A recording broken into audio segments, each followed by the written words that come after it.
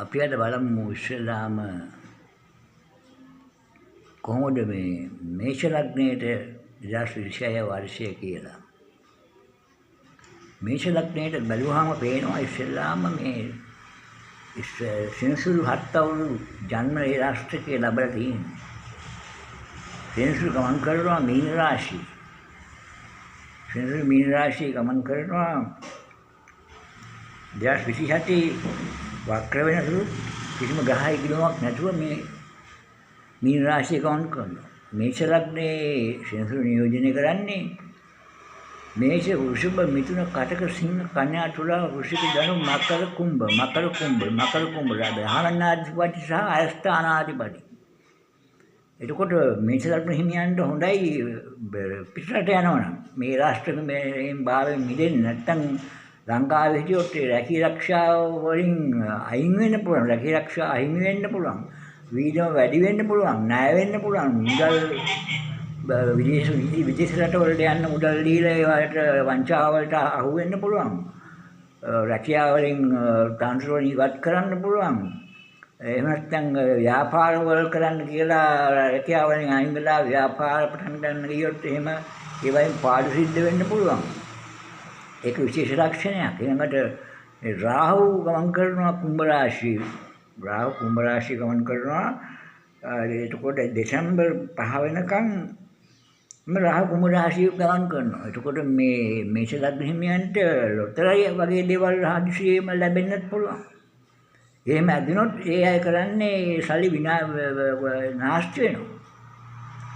රැකියාවෙන් අයින් වෙලා වෙන වැඩ කරන්න ගිහිල්ලා වෙන ව්‍යාපාර කරන්න ගිහිල්ලා ඒ මුදල් අහිමි කරනවා මේ රාष्ट्रකේ නිසා.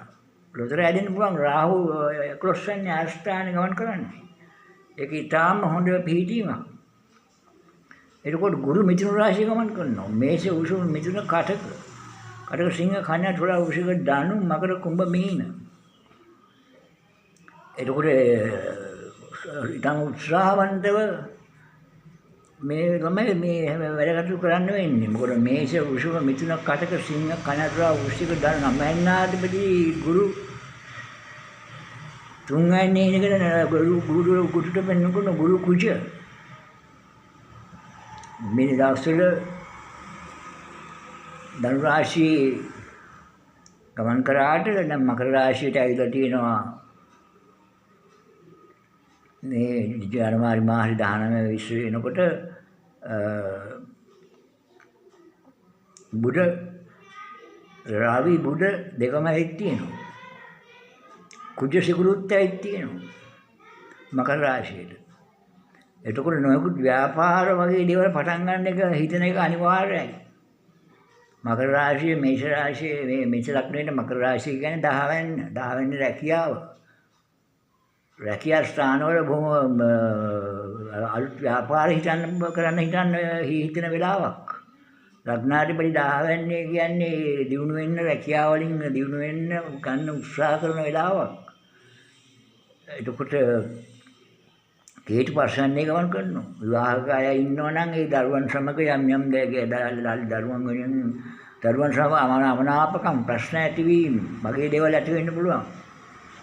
ඒ වගේ දේවල් පෙන්වන්න ගියොත් මේෂ ලග්නයේ ඒ රාष्ट्रකේ සහ දරුවන් සමග ප්‍රශ්න අවුල් වීවුල් නොකුත් දේවල් පෙන්වන්න කරනවා. මේ ගුරු තුන්වැන්නේ පෙන්වන්න කරනවා හොනින් දිගන්න තමයි උත්සාහ කරන්නේ. මේෂ උෂම මිත්‍ර ඒක හොඳයි. ගුරු තුන්වැන්නේ ගමන් කරන මේෂ ලග්න හිමියන්ට හොඳයි. නමුත්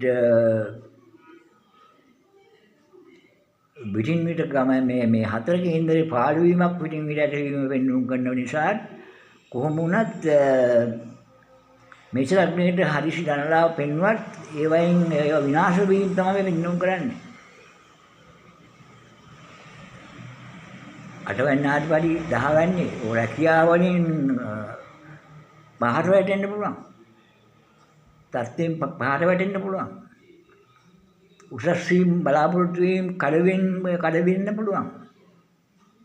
කඩ වෙලා එහෙම වුණොත් එහෙම උසස් වීම කඩ වෙලා වුණොත් රැකියාව එපා වෙලා ව්‍යාපාර කරන්න හිතලා අන්තිමට ඒ වගේ පාඩු වෙන්න පුළුවන්. මේ ලග්න ඒ රාष्ट्रකයේ ජන්ම ඒ රාष्ट्रකයේ අත් අවුරුදු ඒ රාष्ट्रකයේ දෙකටම තියෙන නිසා ඊටාන් ප්‍රවේශම් වෙන්න ඕන මේෂ ලග්න හිමියන්. නමුත් ලොතරැයි ලාභ වෙන්නුම් කරනවා. අධි ධන ලාභ වෙන්නුම් කරනවා. රාහු තමන්ගේ පසුම්බී තමයි ගමන් කරන්නේ 11 වෙනි නායස්ථානේ. මේෂ වෘෂභ මිථුන කටක සිංහ කන්‍යා තුලා වෘශ්චික ධනු මකර අට 9 ධනු මකර 9 ඥාති පරිසර 10 වෙනි ඥාති යෙදෙන ධර්ම කර්ම අධිපති රාජයෝගයක් නැහැ මුළු 2026 වසරටම. ධනුට පේන්නේ 5 වෙනි නිසා 9 වෙනි.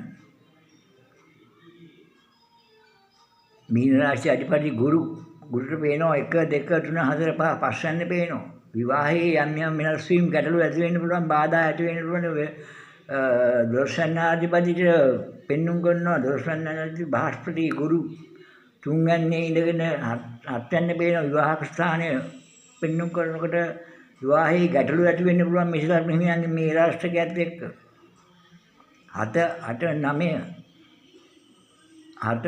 9 පිටරටවල වලින් තමයි ආදායම් පෙන්눔 කරන්නේ වැඩිපුරම. මහන්සි වෙලා හම්බ කරන් සිද්ධ වෙනවා එහෙම නැත්තම්. රට නොගියොත් ඒ රාෂ්ට්‍රයෙන් බේරෙන්න ඒ හත්වල විරාෂ්ට්‍ර කාලවල කට්ටිය රට යනවා. රට ගියාම ඒ අපලේ දෙවිලා යනවා.